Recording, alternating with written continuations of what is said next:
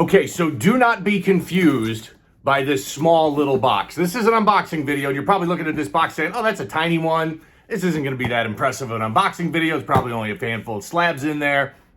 No, this is a big dog. So, only 3 slabs in this box, but these are 3 monster issues, and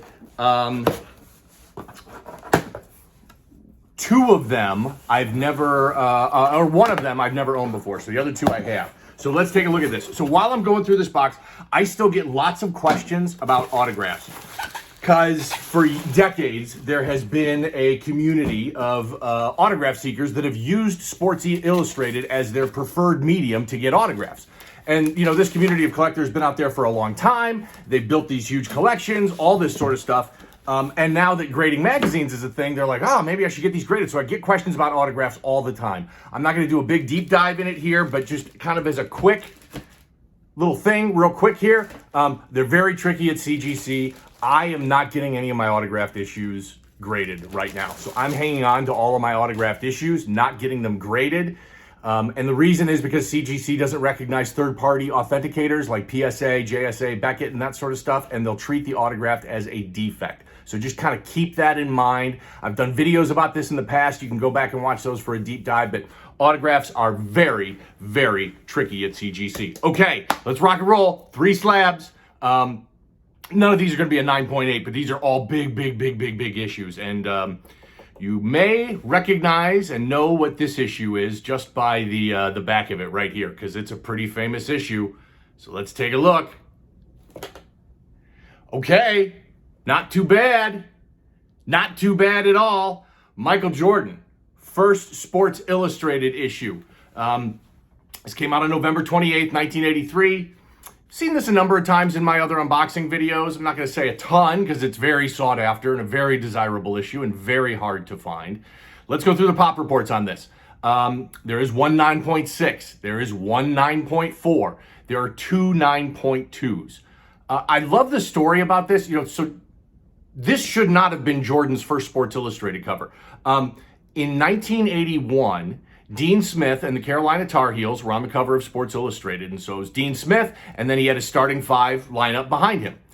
But the weird thing was, there were only 4 players behind him. Michael Jordan was the other starter, and Dean Smith had a rule in his program that freshmen were not allowed to talk to the media or be part of any media and that sort of stuff. And so Jordan was left off that cover, and there's only 4 players behind him. That's, by the way, James Worthy's first cover. Should have been Jordan's first cover, but it wasn't. And so we had to wait 2 more years for Jordan to make an appearance on his first cover. I love this one. I love it at 6.5. I've owned a bunch of these. You've heard me talk about how condition sensitive these covers are.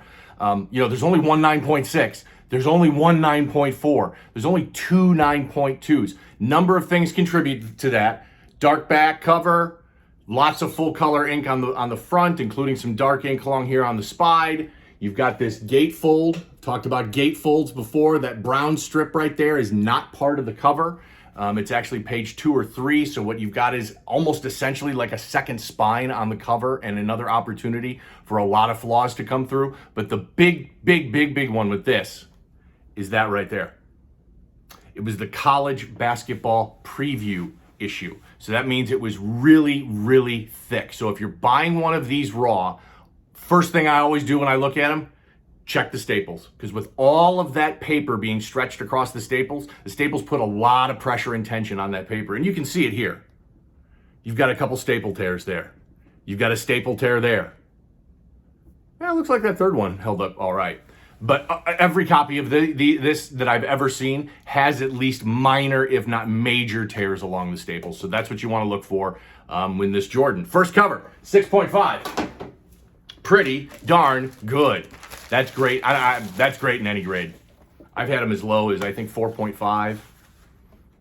Don't care. Love it. Love it. Okay, 2 left. Up next. Okay. Look at that. Look at that 9.0.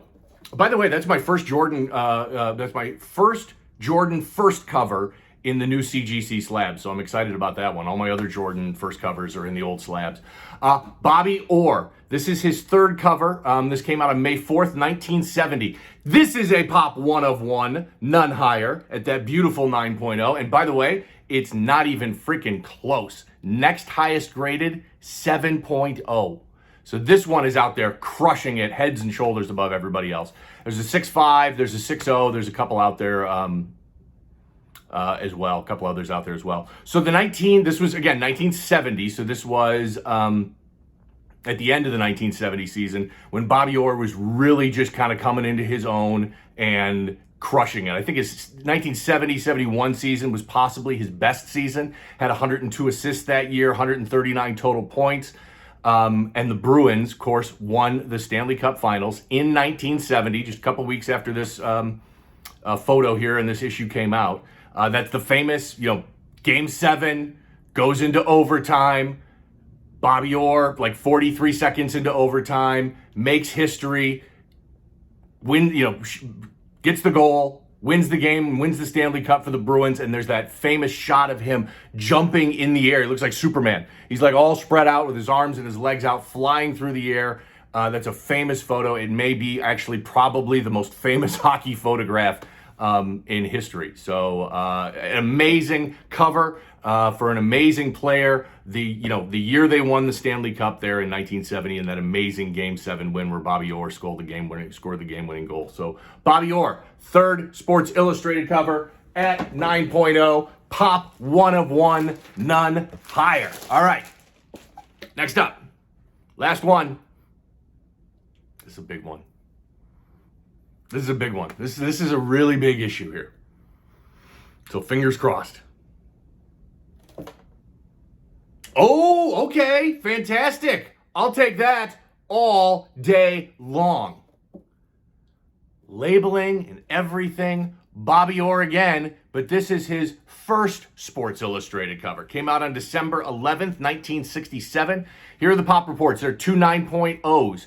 There are 2 8.5s, and there are 2 8.0s, and then there's this 7.5. Do not see this issue. There's only a handful that have been graded. Very difficult issue to find. Very condition sensitive. You've got a full color back on there. You got a lot of dark ink along the spine. Really, really condition sensitive issue. The last time I think I saw one of these sell in a high grade was a couple of years ago. It was the 9.0, which is one of the highest graded ones out there, that sold on Heritage for about $6,000, maybe $6,500, somewhere in that range. Many call him the greatest defenseman of all time, the only defenseman with 9 hat tricks, and still holds the NHL record for the highest single season plus minus rating of plus 124. So, and look at that. That's old time hockey. What a great freaking looking shot that is. His nose is all bloodied. You got the goalie back there with the old school goalie mask on. I absolutely love this issue. I think it is, for as much as it's celebrated and we all love it and talk about it, I still think it's underrated. I still think a lot of that has to do with the pop count. I think there's like 13. That's it. That's the pop count on this. It's like 13. It's incredibly low. So Bobby Orr, first cover from 1967. Good unboxing video. Like and subscribe here on YouTube. Follow me on social media. It's the same username as here, CGC Sports Illustrated. And thanks for watching.